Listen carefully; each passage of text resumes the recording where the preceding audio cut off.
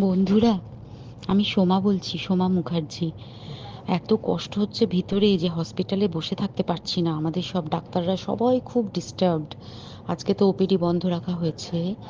তোরা জানিস সমস্ত ঘটনা শুনলাম, যা যা মানে সত্যিকারের ঘটনা, যেটা আরজি করের ভিতরের যে ডাক্তার তারা তাদের বন্ধু বান্ধব মারফত এটা ছড়িয়ে মানে এসছে আমাদের কাছে। অ্যাকচুয়ালি যেটা ঘটেছে সেটা হচ্ছে, আমি শুনে তো মানে বিশ্বাস করতেও নিজেকে কেমন লাগছে রে। প্রত্যেকটা আমাদের ওয়েস্ট বেঙ্গলের প্রত্যেকটা মেডিকেল কলেজে, বিশেষ করে কলকাতার সরকারি মেডিকেল কলেজগুলোর প্রিন্সিপালরা, ডিপার্টমেন্টাল হেডরা, প্রিন্সিপালরা বিশেষ করে, তারা পাশ করানোর জন্য স্টুডেন্টদের কাছে রীতিমতো টাকা নেয়। যেসব স্টুডেন্টরা, ইন্টার্নরা, পিজিটিরা যারা ভালো করে ক্লাস করে না বা থিসিস তারা জমা দেবে, পিজিতে তো থিসিস জমা দিতে হয়, তো যারা MBBS final year final pass করবে না সাপ্লি পাইয়ে দেবে, ইন্টার্নের কমপ্লিশন দেবে না, ইন্টার্ন হওয়ার পর কমপ্লিশন না দিলে তারা রেজিস্ট্রেশন নাম্বার পাবে না, এই সমস্ত ভয় দেখিয়ে টাকা পয়সা নেয়। সমস্ত জায়গাতেই এটা আছে। এর মধ্যে সব থেকে নিকৃষ্টের থেকেও নিকৃষ্টতম হচ্ছে সন্দীপ ঘোষ, প্রিন্সিপাল, যে তোর ইয়ের আমাদের কি বলে আরজিকর মেডিকেল কলেজে। সেখানে ভাব যে ওনার একটা বিশাল নেক্সাস ছিল, যাতে উনি বেশ কিছু ইন্টার্ন, হাউস স্টাফ এদেরকে দিয়ে ওই নেক্সাসটা চালাতেন। তারা ওখানে একটা সেক্স র্যাকেট চালাতো, তারা একটা ড্রাগ র্যাকেট চালাতো। ড্রাগ র্যাকেট মানে ওই যে ওটাতে বলেছে না, ড্রাগ মানে শুধু ওই হেরোইন আর ব্রাউন সুগারের ড্রাগ খাওয়া বা মদ খাওয়া নয়।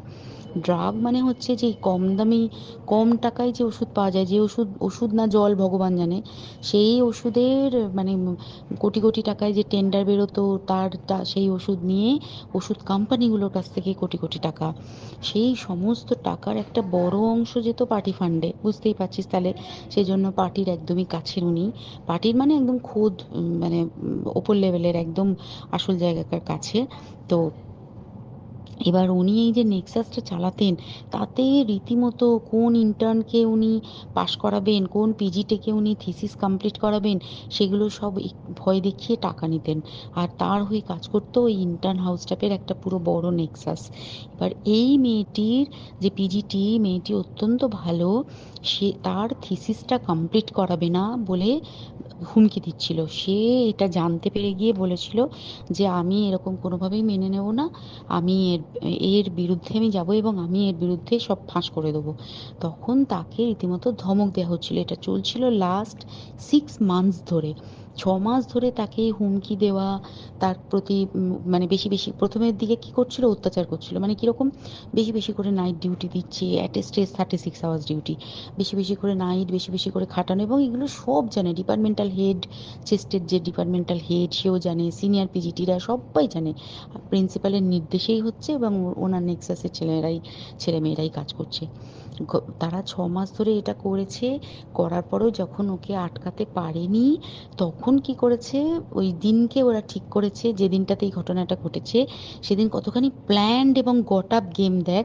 সেই দিন ওই ঘরে, ওই সেমিনার রুমে প্রত্যেক দিনই চারতলার আরো অনেকেই যারা সিনিয়র পিজিটি বা জুনিয়র পিজিটি, তারা কিন্তু বিশ্রাম নিতে যেত, অনেকেই ওই ঘরে যেত। সেই দিনকে ও একা, ওকে বলেছে তুমি ঘুমিয়ে পড়ো, ওকে একা রেখে এসেছে। বাকিরা কাউকে যেতে দেয়নি, বলেছে ওই ঘরে আজকে ঘটনা ঘটছে, মানে কাজ হচ্ছে, ওই ঘরে কেউ যাবে না।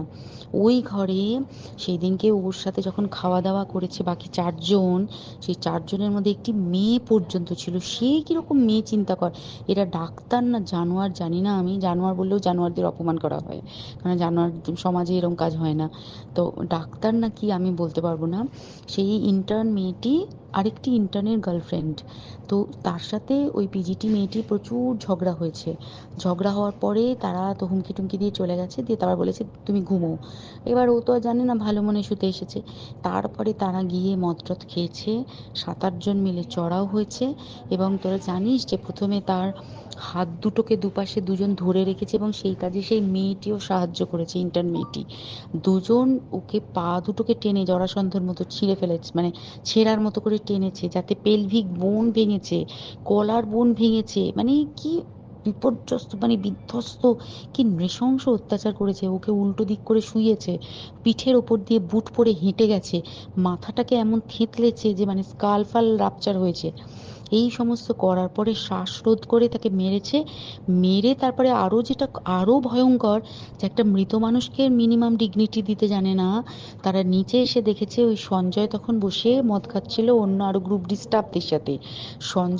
সঞ্জয় ছেলেটা হচ্ছে তার কাটা সঞ্জয় বলতো ওরা, ওকে বলে ফল গাই। মানে ওর একটু ওইসব আলুর দোষ আছে, ও যত্রতত্র যখন তখন প্রস্টিটিউট এলাকায় যায়। এবার দেখেছে যে একে দিয়ে যদি একটা রেপ করিয়ে দিতে পারি তাহলে ঘটনার মোড়টা অন্যদিকে ঘুরে যাবে। এইবার ওকে বলেছে, যা সেমিনার রুমে তোর জন্য রেখে এসেছি, যা তুই এবার গিয়ে কাজ করে দিয়ে আয়। ও এসে ওই ডেড বডিকে রেপ করেছে যাতে তার ভ্যাজাইনাতে সিমেন্ট পাওয়া যায়। তো এবার এই হচ্ছে, প্লিজ আমি নাম করে ফেললাম সব কিছুই, কতজন আমি যে নামগুলো পাঠিয়েছি এই সব ডাক্তাররা, এরা সব জড়িত জানিস। কিন্তু কেউ কোনো প্রমাণ নেই, প্রমাণ লোপাটের জন্য সেদিনকে ওই ইন্টার্ন এবং ডাক্তাররা যে ওইখানের যে বাথরুমটাতে হাত পা ধুয়েছে, রক্ত ধুয়েছে, সেইটাকে সাত তাড়াতাড়ি প্রমাণ লোপাটের জন্য ওই দেওয়ালকে ভেঙে দিয়ে তার মানে ওই বাথরুমের জায়গাটাকেই ভাঙতে হচ্ছে ওদের। ওখানে নাকি ওরা রুম বানাবে, কালকে দেখেছিস তোরা খবরে। আর বেশি বলতে পারছি না, মানে তোরা তো সবাই প্রোটেস্ট করিস, আমরা তো আমাদের দিক থেকে করছি, কিন্তু কিছুই হবে না, এই পোড়া দেশে কিছুই হবার নেই, শুধু ভেতরে ভেতরে গুমড়ে গুমড়ে কষ্ট পাওয়া। আর আগামী প্রজন্মের যে ডাক্তাররা বেরোবে, তারা যে ইন্টার্ন বা পিজিটি বা এই যাদের কাছে আমরা যাব ভবিষ্যতে, তারা কি ডাক্তার না কি আমি জানি না।